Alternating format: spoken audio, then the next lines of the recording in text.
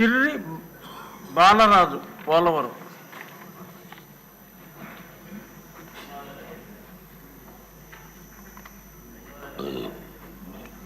గిరిజనుల తలరాతలు మార్చిన జీవో నెంబర్ 3 గురించి రద్దు గురించి అధ్యక్ష, ఇప్పుడిప్పుడే చదువుకుని ఉద్యోగాల వైపు చూస్తున్నటువంటి గిరిజన మనుగుడు నిర్వీర్యం అయిపోయింది అధ్యక్ష. 2000 సంవత్సరంలో గౌరవ ముఖ్యమంత్రి నారా చంద్రబాబు నాయుడు గారు జీవో నెంబర్ 3ని తీసుకొచ్చి షెడ్యూల్ ప్రాంత ఉపాధ్యాయ పోస్టులకి స్థానిక ఎస్టీలకి ఇచ్చే విధంగా ఉత్తర్వులు జారీ చేశారు అధ్యక్ష. చరిత్ర చూస్తే అధ్యక్ష, 1986లో గౌరవ నందమూరి తారక రామారావు గారు జాతీయ విద్యా విధానాన్ని నేషనల్ ఎడ్యుకేషన్ పాలసీని తీసుకొచ్చి దీని ప్రకారంగా జీవో నెంబర్ 275 ద్వారా షెడ్యూల్ ప్రాంతంలో ఉన్నటువంటి ఉపాధ్యాయ ఉద్యోగ స్థానికుల ఎస్టీలకి ఇవ్వడం జరిగింది అధ్యక్ష. అయితే మన ప్రభుత్వం అందరికీ అన్ని కులాలకి మంచి చేసుకుంటూ వస్తుంది అధ్యక్ష. వైసీపీ హయాంలో షెడ్యూల్ ప్రాంతంలో ఉన్నటువంటి డిఎస్సి ఆదివాసీ నిరుద్యోగ ఉద్యోగస్తులకి వస్తాయి రావన్నటువంటి భయంతో ఉన్నారు అధ్యక్ష. మన ప్రభుత్వం అధికారంలోకి వస్తే జీవో నెంబర్ 3ని అమలు చేస్తామని ముఖ్యమంత్రి గారు హామీ ఇవ్వటం జరిగింది అధ్యక్ష.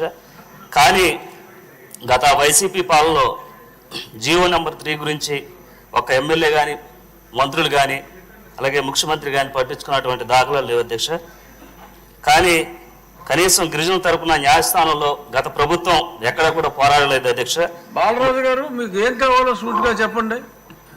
గిరిజనులకు సంబంధించి జీవో నెంబర్ 3 పిటిషన్ని అధ్యక్ష దీన్ని చట్టం చేయాలి అధ్యక్ష. షెడ్యూల్ ప్రాంతంలో ఉన్నటువంటి ఉద్యోగ నియామక చట్టం చేసేందుకు గౌరవ ముఖ్యమంత్రి గారి సహాయ సహకారాలు అందించాలి అధ్యక్ష. అలాగే గిరిజన నిరుద్యోగ తరపున కూర్చోండి.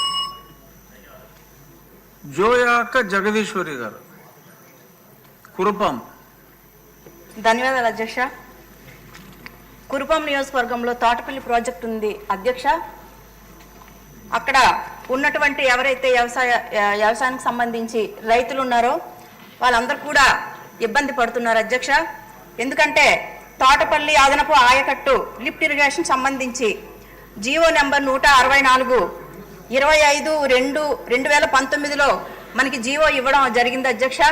ఆ జీవోని మళ్ళీ పునరుద్ధరిస్తే దాన్ని మనం చేసుకొని రైతులకు అందరికీ 8,000 ఎకరాలకి సాగునీటి అందించడం జరుగుతుంది అధ్యక్ష.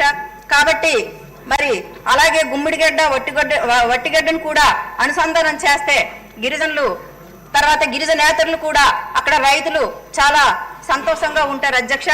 అలాగే జంజావతి ప్రాజెక్ట్ సంబంధించి అది ఒరిస్సాలో ఉంది కాబట్టి దానికి కొన్ని ఇష్యూస్ వస్తున్నాయి అధ్యక్ష. దానివల్ల కూడా రైతులు చాలా ఇబ్బందులు పడుతున్నారు కాబట్టి జంజావతి ప్రాజెక్టు కోసం కూడా మన సీఎం గారికి తెలియజేస్తున్నాను అధ్యక్ష. ఎందుకంటే ఒరిస్సాతో ఉన్నటువంటి అక్కడ ఉన్నటువంటి గ్రామాలు ఏవైతే ఉన్నాయో వాళ్ళు ఇక్కడ కింద ఉన్నటువంటి ప్రాంతాలకి నీరు ఇవ్వకుండా ఆపివేయడం జరుగుతుంది కాబట్టి ఇది కూడా కొద్దిగా మాకు అందే విధంగా చేస్తే బాగుంటుందని ఈ సభాముఖంగా మీకు మీ ద్వారా సీఎం గారికి తెలియజేస్తున్నాను అధ్యక్ష. నరేంద్ర వర్మ గారు.